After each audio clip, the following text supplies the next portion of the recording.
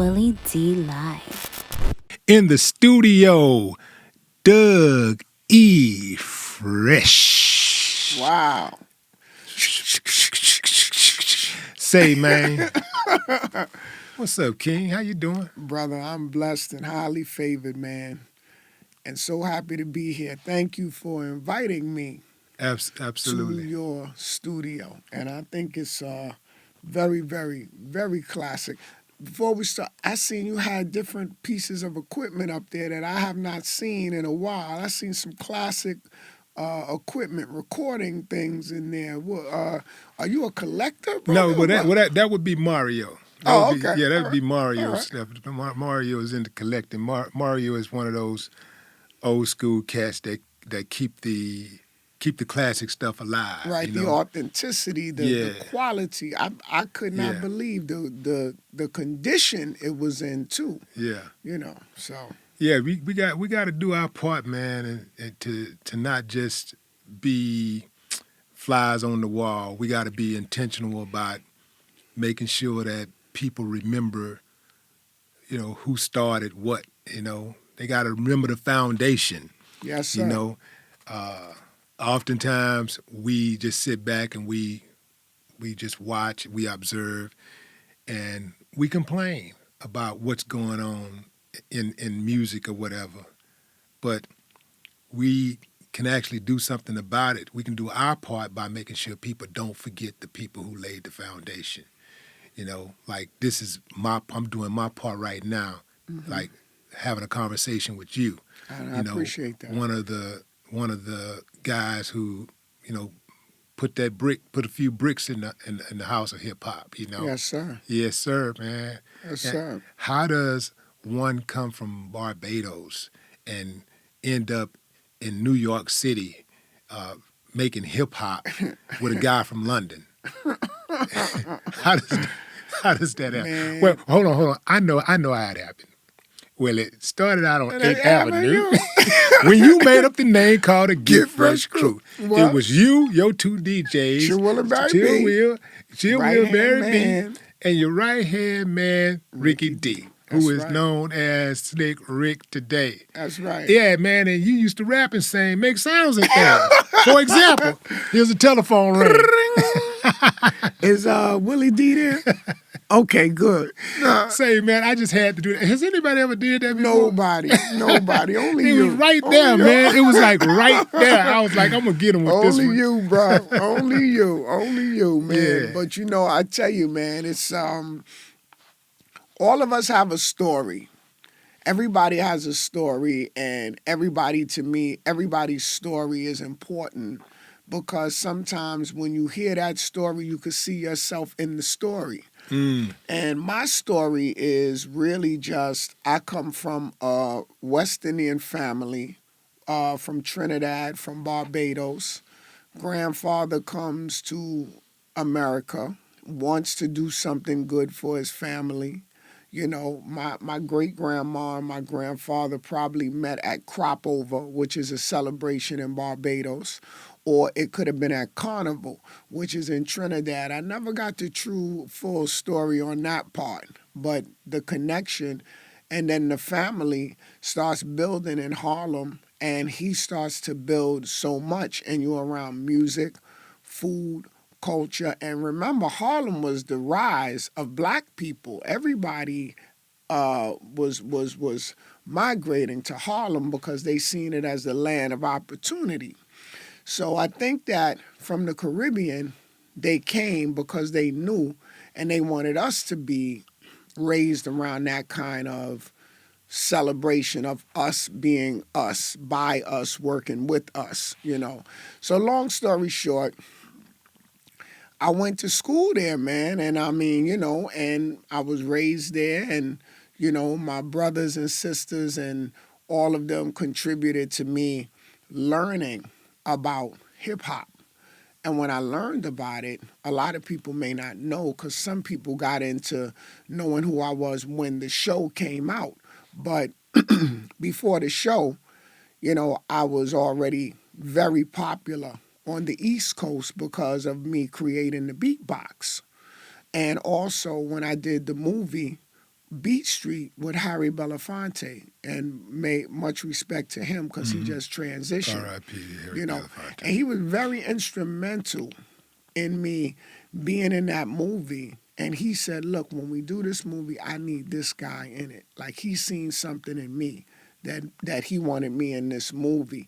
And Harry Belafonte is the continuation of Paul Robeson, who was the poet, the actor, the singer, you know, and the activist.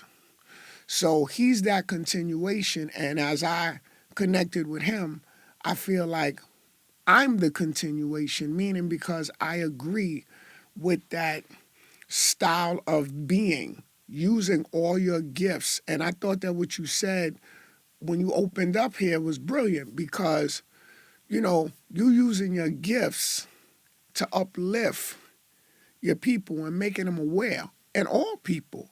But if you don't use the gift for that, I think in a way, it's kind of like a waste of the gift. You know what I'm saying? So me doing hip hop has been bigger than me just doing hip hop. The contribution I made to hip hop is bigger than just me. It's about making it so that everybody know how possible the impossible is. Because it was impossible. Nobody thought that this was possible, especially when you create something that didn't even exist. The beatbox only came out, that part, the fifth element in hip hop, only came because of, you know, just the necessity. Like I say, necessity is the mother of invention. So, you know, they cut the music program in my school, and I used to play the trumpet.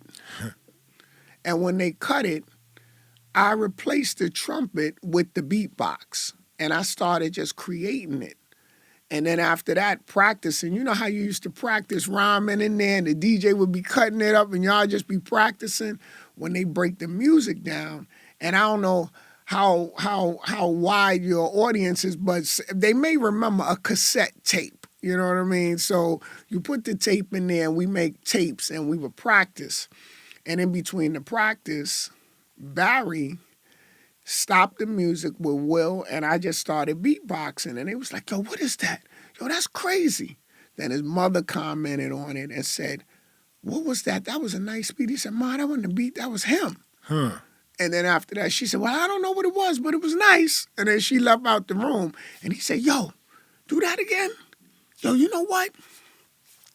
You should call that the human beatbox. I said, I'm not doing that. Come on, man. That's just I'm not doing that. He said, I'm telling you, man, do it in the big park at a jam. Because we used to do jams outside, you know. Well, I bet you when you did that for the first time, you tore that house Willie, up. it was so crazy. Willie, I can't even, brother, you know how real we keep it. I can't even explain. And then he said, do it now. And he brought it down, and I started doing it. I said, I got this thing called the human beatbox. Check this out. And I hit it. So everybody from the projects, from the streets, from all of them, was like, yo, this is crazy. And then from there, my name started to it was like an electrical shock because you had the DJ, they knew about that. You had the MC, which is the master of ceremony, which is different than the rapper. Because the MC used to have to know how to create the energy. Then you had the graffiti artist, you had the breakdancer, electric boogie. But then for this fifth element to come in there, it was kind of like a shock. But you would think about it, when you and your boy be walking down the street, one of y'all be rapping, and the other one is trying to figure out what is he going to do to participate. You know what I'm saying? So then Rick heard about me, and my name was like shooting through all over. And then he kept following me everywhere I go. Yo, I'm nice, man. I'm nice. And I'm like, yeah, okay, man, I know you nice. I seen it, but, you know, you thinking he only got one rhyme. You know, sometimes when somebody say they nice, you know how it is. It's like that rhyme was good, but what else you got? So one day I went to Will's house, and we went up there, and I seen him. He seen me in the street. Like, we just bumped into each other in a very interesting way because I was going from a show. I brought him to the house. He started rhyming. I said, oh, no, he's nice. I said, he's nice. And then he turned around and everybody was in the room and we was listening to him. After it was over, he said, I told you I was nice. Like that, you know what I'm saying? And then after that, that's when I said, yeah, you Ricky D. I said, but your name is Slick Rick. And that's how it all started. You gave him that name the first day you met him? I gave him that name after I heard him rhyme. Okay, after, yeah, right. After I heard him rhyme, I said, this guy's style is so different than, you know, most people's style that I heard. And then he came from London and, you know, when he connected, and then his family is from Jamaica. You know, he's from Jamaica. So we kind of got into this whole vibe and started hanging out and started working together. As you know, when you first connect with someone, you see how the energy matches. And, you know, from there, because I was already in motion, I took money that I was making. First, I started putting them on shows with me. And when I started putting them on shows with me, we did Lodi Dodi a year or two before it ever came out. So when people hear it on record, we were already doing that at shows. And there's a part 2 to Lodi Dodi that we never let out. We would do it live, but we didn't do it because he said a joke about Vanessa Williams and we didn't want to disrespect her. You know what I'm saying? So we pulled it back. Now, cats don't care about disrespecting nobody on the record. You know what I mean? But we felt like, nah, we're not going to go there. You know, Vanessa Williams is still Vanessa Williams. You know, we appreciate her. So we did the song in a way where I had to go and do shows. And I kept saving up the money. And I saved up like 10 grand. And then I went into the studio and I told him, I said, yo, I got this idea called The Show. He said, that sounds whack. I said, wait a minute, let me tell you how it go. He said, tell me. And I started giving him the idea. And then he said, yes. I said, well, just trust me, just work with me. I said, and if it's whack, we just come up with something else. So I came up with the idea. He started working with me. Then when the show was done, he was happy about what it turned into, you know what I mean? And then we just put Lodi Dodi on the other side because we did it all the time. And actually, my manager at the time, he said, what's that thing that y'all do? Because all the kids are talking about it in school. And we said, Lodi Dodi. He said, maybe y'all should do that too. And we did it, and boom. And then when we let it out, it's been crazy, Willie. It was crazy. And the part that was the most craziest in it, just to give you the last little piece on this, is that we took it to Profile Records. You remember Profile Records, right? Mm-hmm. And Profile Records was the mecca at that time on hip hop because they had Run DMC. Yeah, Dana Dane, Run right, DMC. right, yeah. right. So what happened is I took it to them, and they said, "Nah, this record is garbage, man." They said both of these records is garbage. Really? Willie, he said both of them is garbage. He said, and after he said both of them are garbage, he said, I was sitting there just like you sitting there like this. And I said, okay, I got it. He said, what is that guy? He said, that guy don't even sound right rapping. And what's that sound in the back? And he was talking about the beatbox. I said, well, that's called the beatbox. He said, what is that? And he said, and this guy, what is he? Well, I don't understand. I said, okay. So I found an independent distributor. I did a deal with him. I let it out. It exploded. He seen me in the Roxy, the owner of Profile seen me in the Roxy when the record was playing on fire, super fire. He came up to me and said, could I talk to you for a minute? I said, yeah. He said, I got to tell you, I was so wrong, and I wanted to apologize because I was wrong. I said, no. You don't have to apologize. I said, you said what you thought was real. I said, I respect what you thought was real. I said, you were wrong about what you thought it was. I said, but I respect that you told me what you really felt. He said, man, this record is, I didn't even really understand it, but I get it now. He said, get it. He said, do you think we can sit down and have another conversation? And I said, well, I'm already doing something, but down the road, if the opportunity arises, we should sit down and kick it. And I said, but sometimes you got to keep your mind open because sometimes, just because, it seems different, it don't mean that it's whack.